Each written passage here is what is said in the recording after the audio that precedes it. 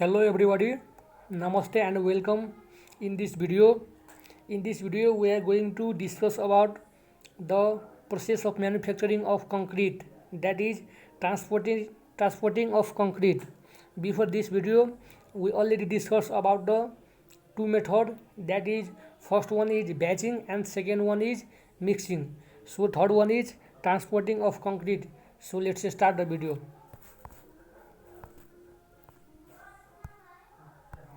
So यहाँ तपाईँहरू हेर्न सक्नुहुन्छ स्क्रिनमा यहाँ के छ त एउटा मेसिन युज गरिएको छ। ओके, त्यो मेसिनमा के हुन्छ त त्यसको काम चाहिँ मेसिनमा लगभग तपाईँले हेर्ने हो भने त्यसको धेरै कामहरू हुन्छन्। त्यसले के गर्छ त मिक्सिङ पनि काम गर्छन्। यहाँ जुन ड्रम छ यहाँ देख्न सक्नुहुन्छ तपाईँहरू, त्यो ड्रमले के गर्छ त मिक्स गर्ने काम पनि गर्छ यहाँ। ओके, त्यो ड्रमले के गर्छ त मिक्स गर्ने काम गर्छन् मिक्सचरहरूलाई। र फाइनली यो जुन मेसिन छ यसले के गर्छ त यसले ट्रान्सपोर्ट गर्ने पनि काम गर्छन्। मिक्सिङ गरिसकेपछि हामीले के गर्नुपर्ने हुन्छ त कङ्क्रिटिङको लागि जुन ठाउँमा हामीले मेटेरियल अभाइलेबल हुन्छन् त्यो ठाउँबाट के हुन्छ त टाढा हुन सक्छ, वा हामीले कुनै त्यस्तो ठाउँमा कङ्क्रिटिङ गर्नुपर्ने हुन्छ जहाँ चाहिँ के हुन्छ त जुन मेटेरियलहरू हुन्छन् त्यहाँसम्म चाहिँ हामीले पुगाउन सक्दैनौँ। सो त्यहाँसम्मको लागि हामीले के गर्छौँ त यो एउटा युज गर्छौँ यस्तो मिक्सचर। त्यसमा मिक्स गरिसकेपछि हामीले के गर्छौँ त जहाँ जहाँ हामीलाई कङ्क्रिटिङ गर्नुपर्ने छ त्यहाँ हामीले के गर्छौँ त यो मिक्सरलाई त्यहाँसम्म हामीले पुर्याउँछौँ र डाइरेक्ट हामीले के गर्छौँ त कङ्क्रिटिङ त्यहाँ गर्छौँ। सो त्यसको लागि हामीले के गर्छौँ त ट्रान्सपोर्टेड भेहिकलको रूपमा हामीले यस्तो चाहिँ हामीले मेसिन युज गर्छौँ। त्यसले के गर्छ त मिक्सरलाई क्यारी गर्ने काम गर्छ, एक ठाउँबाट अर्को ठाउँमा लग्नको लागि त्यसले चाहिँ हेल्प गर्छ। सो त्यस्तै तपाईँहरूलाई म नेक्स्ट फोटो देखाउन चाहन्छु। यहाँ के छ त यहाँ मिक्सर छ, मिक्स गरिसकेपछि यसलाई के गरिन्छ त जुन ठाउँमा हामीले कङ्क्रिटिङ गर्नुपर्ने छ त्यसको लागि हालिन्छ र त्यहाँबाट के गर्छौँ त हामीले त्यहाँसम्म जहाँ कङ्क्रिटिङ गर्नुपर्ने छ त्यहाँसम्म यो मिक्सरलाई हामी पुर्याउँछौँ। ओके, सो यहाँ पनि हेर्न सक्नुहुन्छ तपाईँहरू। सो अब यो ट्रान्सपोर्टिङ अफ कङ्क्रिट के हो भन्ने कुरा यहाँ हेरौँ। Concrete can be transported by a variety of methods and equipment. यो जुन कङ्क्रिट छ त्यसलाई हामीले के गर्छौँ त डिफ्रेन्ट तरिकाबाट के गर्न सक्छौँ त यसलाई ट्रान्सपोर्ट गर्न सक्छौँ। एक ठाउँबाट अर्को ठाउँमा यसलाई हामीले लाग्न सक्छौँ र डिफ्रेन्ट इक्विपमेन्टहरूको सहायताले हामीले यो काम चाहिँ यसले गर्न सक्छौँ।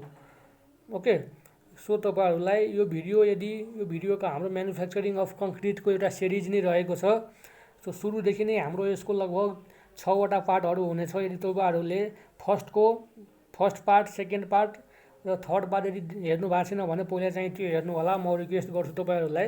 फर्स्टमा ब्याचिङ थियो र सेकेन्डमा मिक्सिङ थियो, त्यो हाम्रो भिडियो अपलोड भइसकेका छ र यसमा हामीले ट्रान्सपोर्टिङ अफ कङ्क्रिट हेर्नेछौँ। सो म तपाईँहरूलाई त्यही रिक्वेस्ट गर्छु कि पहिला त्यो दुईवटा भिडियो चाहिँ तपाईँहरू हेर्नु होला, त्यसपछि यो भिडियो चाहिँ हेर्दा तपाईँहरूलाई बेस्ट हुन्छ। ओके, र फाइनली तपाईँहरूले यो च्यानललाई सब्सक्राइब गर्नु भएको छैन भने चाहिँ च्यानललाई सब्सक्राइब गर्नु होला र भिडियोलाई चाहिँ लाइक गर्नु होला र यस्ता अन्य भिडियोहरूसँग तपाईँहरूबाट मिस नहोस् भनेर तपाईँले बेल आइकनलाई प्रेस पनि गर्नु होला र तपाईँको आफ्नो साथीहरूलाई यो भिडियो चाहिँ सेयर गरेर नलेज चाहिँ दिनु होला। सो अब हामी हेरौँ यसमा transporting of concrete can be transported by a variety of methods and equipment. The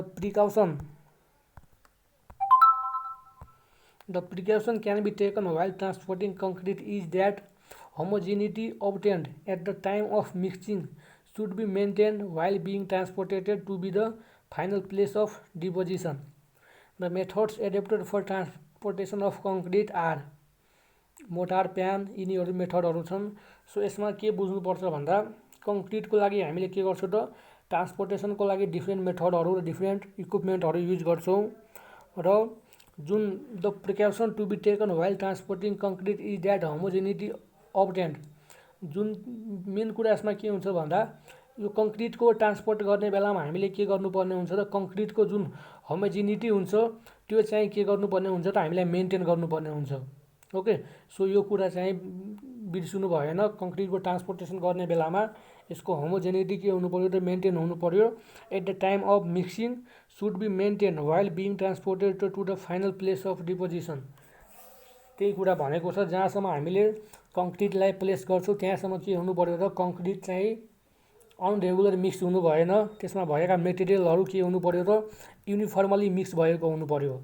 यस्तो हुनु भएन। कहिलेकाहीँ के हुन्छ त त्यसमा हामीले मिक्सचर तयार गर्छौँ र त्यसमा जुन हामीले सिमेन्टिङ मेटेरियलहरू हुन्छन् त्यो सिमेन्टिङ मेटेरियलहरू कम्प्लिटली चाहिँ मिक्स भएको हुँदैन।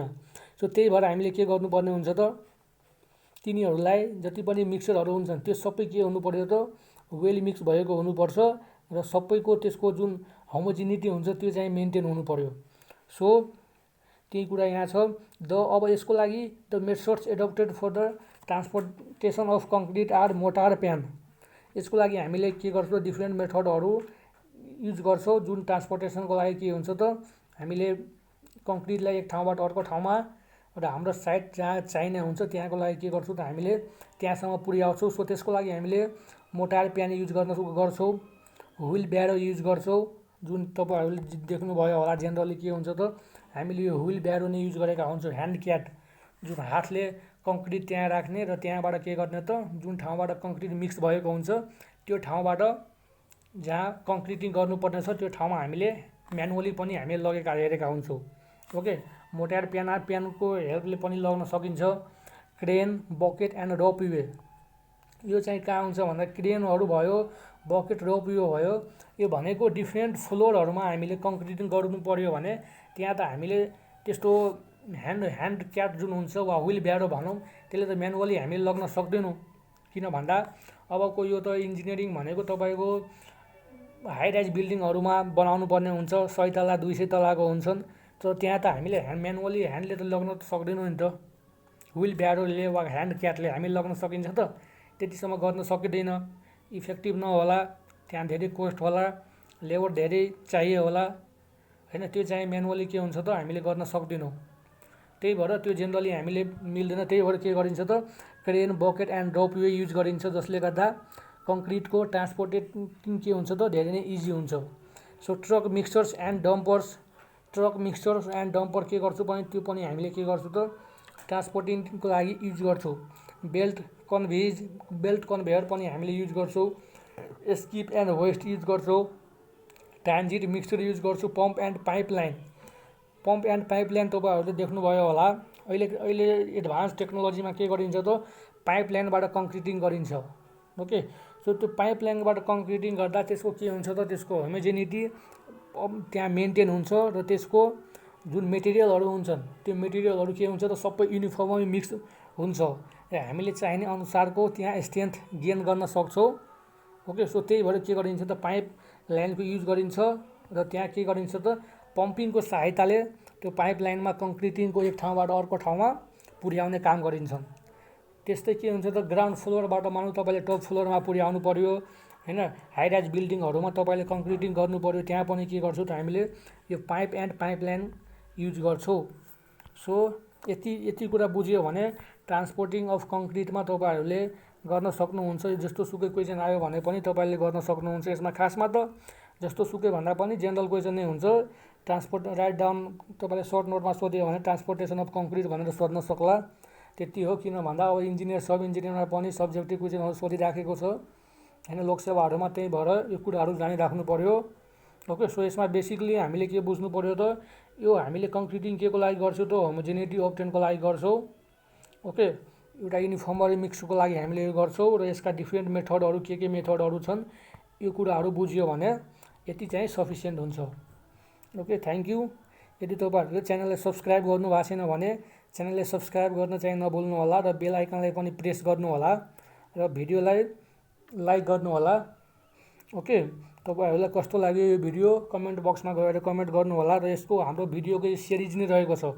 यसपछि पनि हाम्रो कङ्क्रिटिङ ट्रान्सपोर्टिङ अफ कङ्क्रिट पछि पनि हाम्रो जम्मा 6वटा यसका मेथडहरू रहेका छन् प्रोसेस अफ म्यानुफ्याक्चरिङका। त्यो भिडियोहरू चाहिँ हेर्न चाहिँ नभुल्नु होला। तपाईँहरूले यो सबै भिडियो हेर्नुभयो भने कङ्क्रिटको लगभग तपाईँहरूको लागि कम्प्लिट हुन्छ। Okay, so thank you, see you in next video.